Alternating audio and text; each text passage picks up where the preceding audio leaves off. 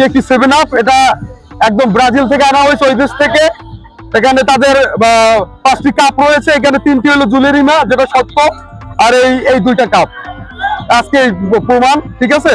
এটা সব ব্রাজিল থেকে আনা হয়েছে 7 আপ একদম। আমরা থাকতে পেরেছি, এটাই আমাদের জন্য খুবই উৎফুল্লের বিষয়, আর আমরা ম্যাচের জন্য আরো বেশি উৎসাহিত আছি।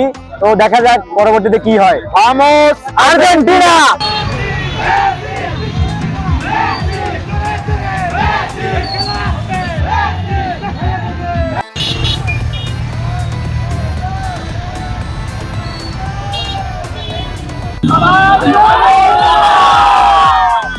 বাংলাদেশের যারা আর্জেন্টিনা ফ্যান, বিশেষ করে কলাপাড়া উপজেলায়, তারা একটা আনন্দ শোভাযাত্রা করবো, কারণ খেলাধুলাই হোক এই সংস্কৃতি পরিবর্তনের প্রথম হাতিয়ার। এই স্লোগানকে সামনে রেখে আমরা কলাপাড়া ফ্যান ক্লাব আয়োজন করেছি আজকের এই আনন্দ শোভাযাত্রা এবং র্যালি।